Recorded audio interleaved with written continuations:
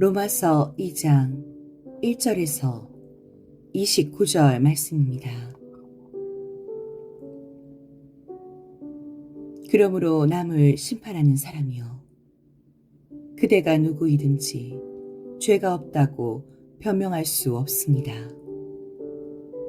그대는 남을 심판하는 일로 결국 자기를 정죄하는 셈입니다. 남을 심판하는 그대도 똑같은 일을 하고 있기 때문입니다. 하나님의 심판이 이런 일을 하는 사람들에게 공정하게 내린다는 것을 우리는 압니다.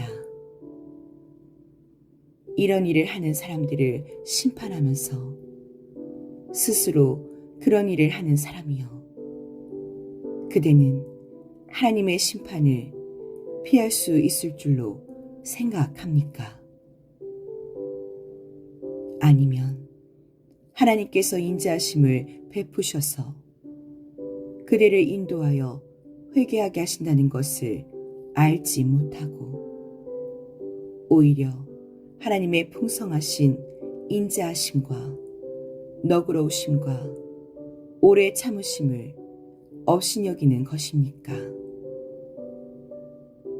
그대는 완고하여 회개할 마음이 없으니 하나님의 공정한 심판이 나타날 진노의 날에 자기가 받을 진노를 스스로 쌓아 올리고 있는 것입니다. 하나님께서는 각 사람에게 그가 한 대로 갚아 주실 것입니다.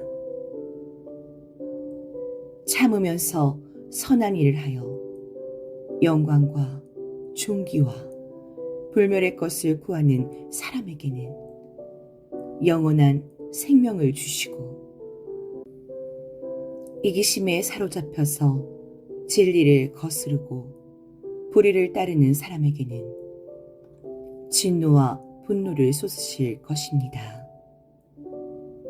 악한 일을 하는 모든 사람에게는 먼저 유대 사람을 비롯하여 그리스 사람에게 이르기까지 환난과 고통을 주실 것이요, 선한 일을 하는 모든 사람에게는 먼저 유대 사람을 비롯하여 그리스 사람에게 이르기까지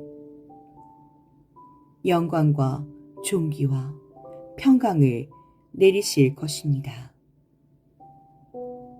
하나님께서는 사람을 차별함이 없이 대하시기 때문입니다.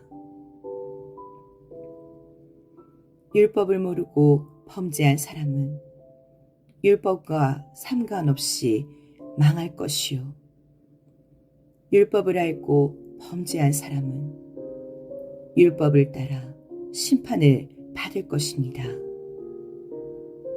하나님 앞에서는 율법을 듣는 사람이 의로운 사람이 아닙니다. 오직 율법을 실천하는 사람이라야 의롭게 될 것이기 때문입니다.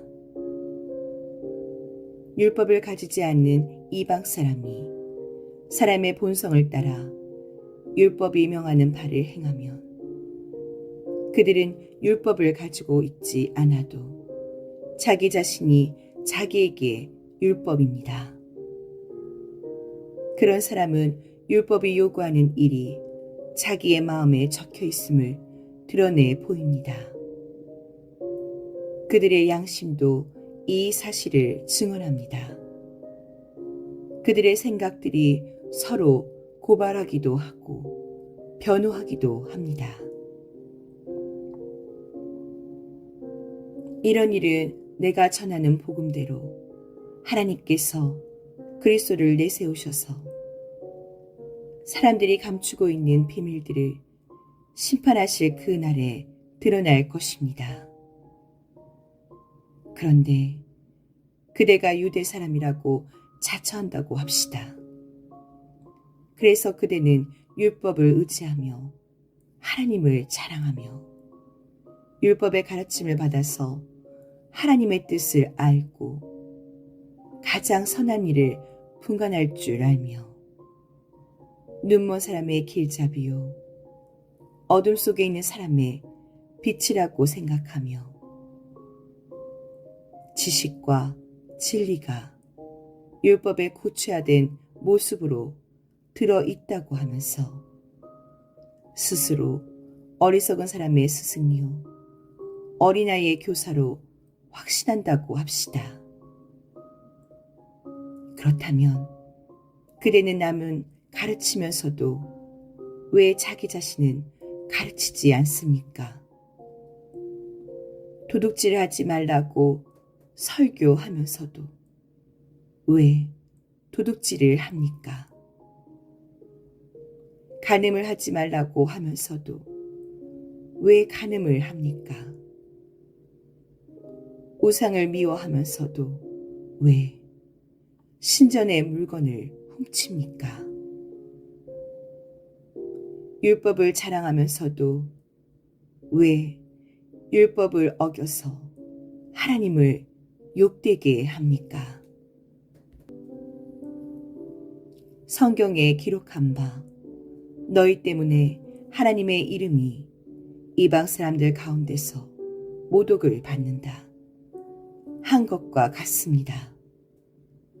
율법을 지키면 할례를 받은 것이 유익하지만 율법을 어기면 그대가 받은 할례는 할례를 받지 않은 것으로 되어버립니다.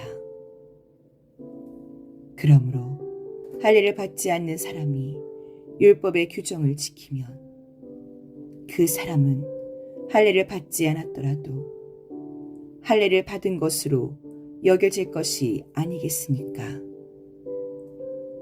그리고 본래 할례를 받지 않았더라도 율법을 온전히 지키는 사람이 율법의 조문을 가지고 있고 할례를 받았으면서도 율법을 범하는 사람인 그대를 정죄할 것입니다. 겉모양으로 유대 사람이라고 해서 유대 사람이 아니요 겉모양으로 살갗에 할례를 받았다고 해서 할례가 아닙니다.